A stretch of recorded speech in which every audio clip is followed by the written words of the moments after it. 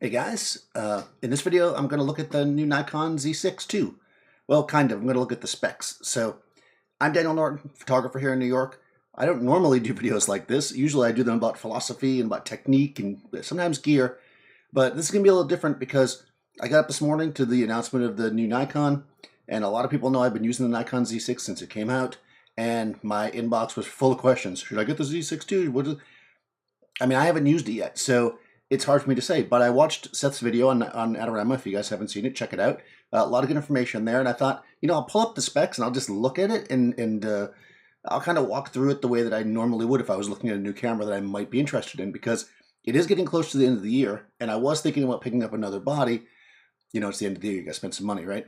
Before the end of the year, and I actually was eyeballing the Z5. So if this seems like it might be better for me, clearly it's a step-up camera, they're not really a comparison, then that might be the deal. But even more so, in the video, the gentleman from Nikon said that they weren't discontinuing the original Z6. Now, I wonder if that's one of those things that companies do, which they often do, where they just want to get rid of their old stocks. They're like, no, we're going to keep old cameras. I'm looking at you, Profoto, with the B2. Anyways, who knows? But the price of the original Z6 will certainly drop. So from my point of view, I'm looking at it like, maybe I should pick up another Z6. Or maybe I should get a Z6 too if the features seem like they'll be for me. Like all things like this, and I've mentioned this a million times before, you can't just watch somebody do a review, because this is not a review, of a camera and decide that's for me or not. You're going to have to decide based on what you use your camera for, what you think might work for you. You got to really think about it. So don't take this as Daniel likes it or Daniel doesn't, so I should get it. It really is up to you what you think is going to be best for you. So let's look at all right, here's the Nikon site, the next chapter, blah, blah, blah, blah, blah.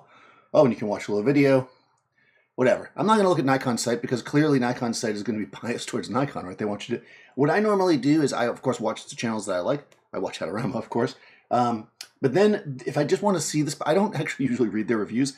Sorry, guys. But I love this site, as you guys probably know about it, DP Review, because you can do this, where you can put two cameras right next to each other. So let's just look at the specs first. Now, they actually do have a quick little breakdown of what's kind of important, and that's what we're really going to talk about. But if we compare the two cameras, they're pretty similar. So, same megapixels, same price even. Let's see if there's anything majorly different here. I'm just kind of cruising down, seeing. So the main thing here that we're noticing, clearly I'm not good at the screen capture thing. Come on, get big. All right. All right, all right, so the main thing we're noticing here is that this has got dual processors. So dual processor is going to make things go faster. It's going to give more functions. That's good for like longevity, right? They add two. So instead of upgrading to a different processor, I guess, because it looks like it's the same processor, they've added two. So that's probably a good thing.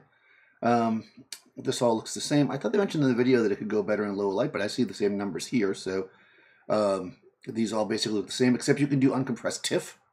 I don't use that. That's that means nothing to me. Again, you might use that. This is the same. Again, this all looks the same. Although I did see mention that now you can use the eye focus. You can pick a spot for it. Again, I saw that on the video. This is why we have to look at a lot of different sources. That seems pretty interesting, actually, especially for these video things, because I use that focus for this, and right now it tracks the whole room. Putting it on one spot might be good. Whether or not, I don't know what the price of the Z6 is going to drop to. Let's see, that all looks the same. It's funny, this one, digital zoom doesn't say, then this one says no, so I guess they were unsure.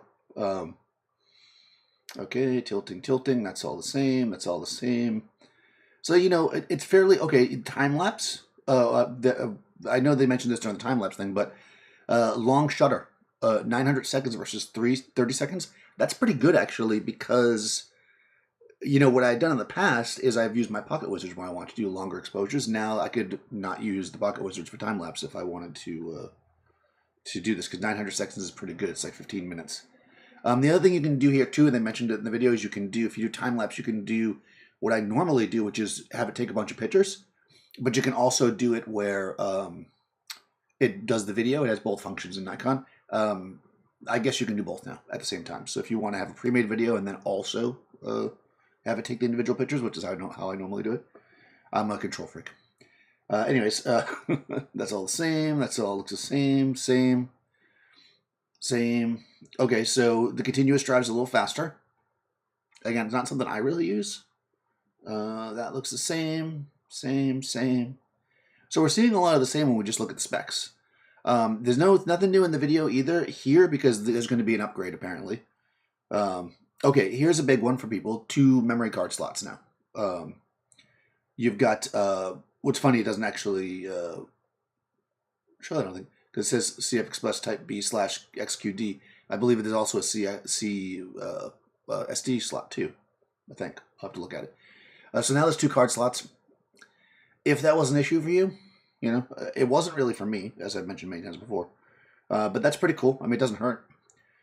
Certainly having the SD cards available is good because I use them for everything else. Okay, micro HDMI is still, come on. I wish cameras would switch. I know the cameras are small, but that's one thing I don't really love. I would prefer a full-size HDMI.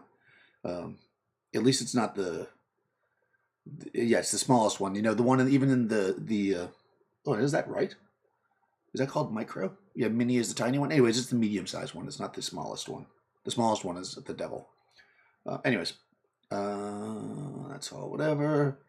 This all looks the same. I guess they upgraded SnapBridge. Oh, there's a new battery. That's always good. They tend to do that a lot, but it's backwards compatible, so you can use your batteries.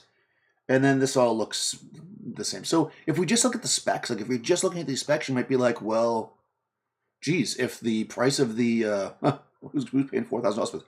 If the price for the Z6 is cheaper, then why would I get a Z6 II unless I want 2 card slots and a slightly faster frame rate? Which doesn't seem like it's worth it, probably, for a lot of people. Although if you've been holding out and not buying one because you wanted 2 card slots. But if we jump over here, and again, this is why you want to watch videos and such. Oh, did I close the wrong one? I closed the wrong one. Let's see if this brings us here. Okay. If we look at their actual breakdown here, they do talk about, nope, where's the review? Boop. They do talk about a few key features which I think are important. So the 14 frames, whatever, they're going to add 4K 30. No, I'm sorry, it does have 4K 30. They're going to add 4K 60, but it's going to be a crop, and it's going to be it's a future upgrade, so you don't get that right away. If you want 4K 60, again, that's not something I use. I have noticed this trend though in every internet video where it's constantly people doing flips and karate moves and stuff, and they do it in 60, so it looks cooler, I guess.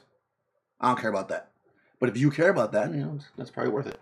The 2 card slots is kind of good. Yeah, see, look, it is an SD slot. See, so they need to update their specs. So, I mean, I don't think, like, if I was buying this camera fresh, like with nothing, I would not only put an SD card in it. Because your Compact Flash Express, or CF Express, I guess that's what it's for, an XQD is a more hardy card.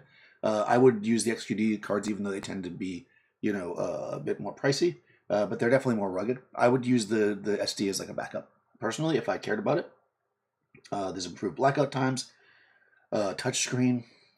Now, here, this is important. So, again, everybody needs to look at every camera review or camera that's coming out as how they're going to use it, right? So when I look at this, I say, okay, the second card slot is interesting. I don't care about the 60 frame 4K, but it's nice, whatever. I don't care about the faster stuff. I don't care about that. But this is important. They can now charge and run the camera from the USB-C. And we're using Nikon's, I guess it's in beta, but they have an app, a webcam app. We could use this, right? Like I said, I'm using my Z6 currently. I have a Tether Tools power bank adapter thingy that's giving me AC power. I've got a cam link that's making the signal come in. So I'm using extra stuff just to make this work for me here. With this USB connection, I can just plug it in. Not only do I not have to spend money on that, it's just something I don't have to carry with me. So like now when I go out and stuff, I bring all this stuff with me just in case I want to shoot video. But now I could still use this here at home if I feel like I like this system.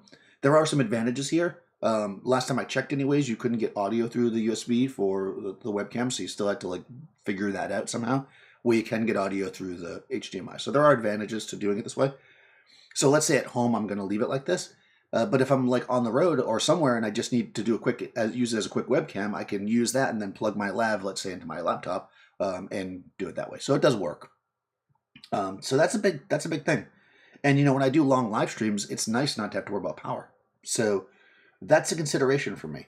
That plus the, you know, less or so the 2 card slots would make it really interesting to me. What I'm curious, let's go to Adorama for a second. They probably haven't done it yet, but I'm curious. They won't do it until it comes out, I guess. I'm curious if they lowered the price on the original Z6. Let's see. Okay, so currently, without any, you know, who knows if it's going to go down even more now that this announcement's made, but currently there is it's about $200 less. It really would depend on what I was doing. I got to be honest, I'm not 100% convinced that that I would stick with the original Z6. Like, I feel like if I was going to spend money at this point for $200 more, because every time they make an improvement to a camera, every time they upgrade it, they're going to add stuff to it. So if you're on a slightly lower budget, picking up an older, like the original Z6, like I'm using here, might be good. But I think if I was going to go this way, I think I would go with the 2. I do. Now, whether or not I would do that over a Z5, probably not. You know, I mean, I think they're 2 different cameras. I would go with the 2 if I was going to actually use it as my main, like my camera, like I use the Z6. I would use the Z5 more like a webcam. So then now at that point, I have to decide, you know, versatility, you know, having it as good for a regular camera and a webcam, or just a webcam. So that's where I'll figure out my budget. Hopefully by the end of the year, we'll know which one I'm going to buy. But hopefully that was helpful. I think just walking through the process, whenever you see a new camera, it's easy to be like, oh, yeah, or, oh, God. But, you know, look at each camera, look at what you do, look at what isn't quite working for you or could use improvement, and see if that camera does it for you. And if it does, then maybe it's worth an upgrade. You know, you don't have to run out and do it right away. There's going to be firmwares and stuff that are going to be added to it. So if it's not in your budget, I mean, you don't need to do it right away. But, you know, it's going to be available, and Nikon's been pretty solid. Like I said, I've been using the Z6 since it came out. I mean, I was one of the earlier ones, and I'm using it now. I've used it on a million on-set videos. I like it. I think the camera's really good. Z7 I can't speak of much. It seems like a good camera. I've only used it once or twice. I don't need that many megapixels. So I'm not even going to bother looking at the Z7 too, because I know I'm not interested in that. Me personally, Z6, my question is, buy another Z6 because the prices are going to drop? Like, let's say it dropped to $1,500. That would be more like, yeah, I think I'd probably just get a Z6. At only $200 less than the Z6 II, I think I would probably lean towards getting the 2, personally, you know. Because in the scheme of things, if you're using something as a professional device, the difference of, you know, $200 is not the end of the world. Oh, I'm getting a phone call. So I'm going to quickly throw this up. So if you, you know, if you haven't already, if you somehow just found this channel, go ahead and subscribe if you like more videos that probably aren't like this, because I normally do other kinds of videos. But if you like photography videos in general, and I'll see you next time.